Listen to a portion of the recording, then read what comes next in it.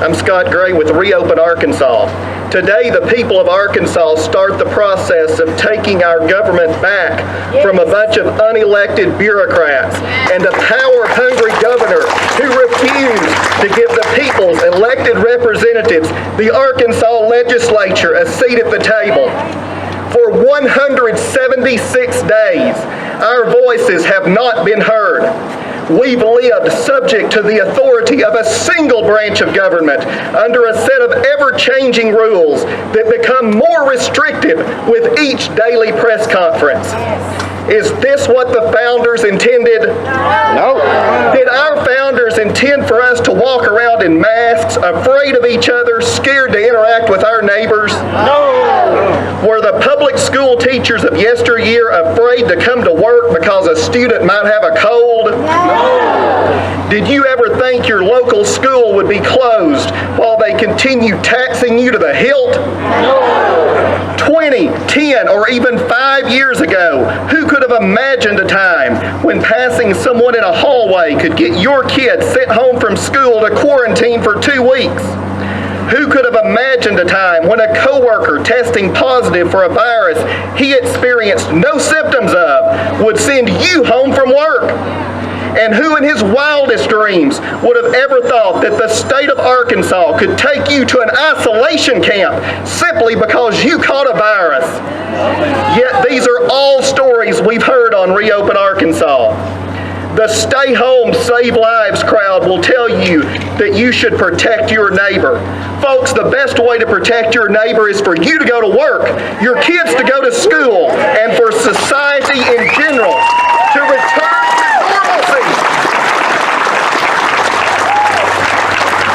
If your neighbor wants to stay home all masked up and watch the governor's daily TV show, fine. But somebody has to keep the economy going while your neighbor stays home shaking in his boots. Dr. Romero recently told a legislative committee that he has complete authority over the health of the people of Arkansas. He alone can decide whether you have the right to work, send your kids to school, or shop in your favorite store.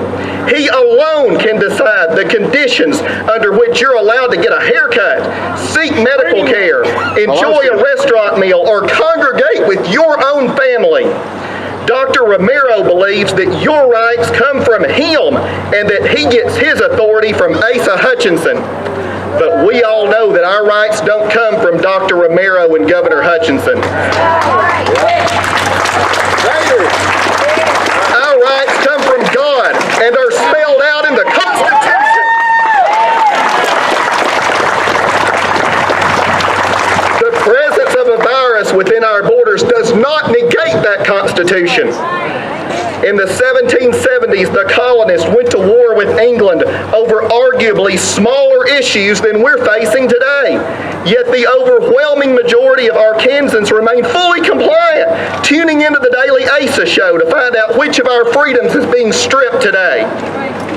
A few months ago, a small number of us decided that enough was enough. We were tired of living in communist Arkansas. We wanted our lives and our livelihoods back. But on July 27th, Laura Shue, the Arkansas Department of Health Chief Legal Counsel, acknowledged that the governor could direct the Secretary of Health to mandate anything. Specifically, she said hand washing, social distancing, even the quarantining of healthy individuals. Dr. Romero said on August 20th, and I'm quoting, "We are not going back to normal. Normal is a thing of the past. In my mind, we are dealing with this for at least another year," end quote. And we all know what comes next. Romero will mandate the vaccine. As the days, weeks, and months have passed, our numbers have grown. Folks finally started waking up and realizing that we can't and shouldn't live like this indefinitely. Now, is this lawsuit the best long-term solution? Of course not. But it's the first step toward restoring our rights and freedoms. We must restore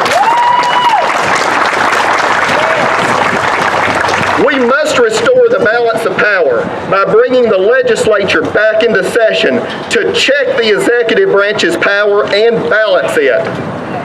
Next, we must insist that our legislators amend the Emergency Powers Act so it cannot be used for a health emergency ever again.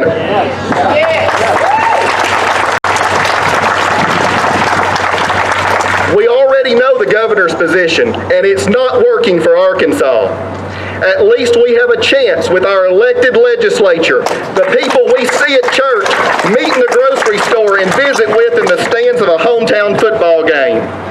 We may lose, but can you imagine the disservice we would be doing to our kids and grandkids if we chose to stay home, wear masks, order takeout, and blindly follow government edicts?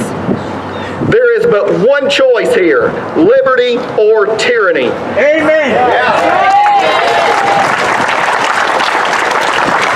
We've experienced increasing amounts of tyranny for 176 days. For myself, my family, for each of you, I choose liberty. Amen.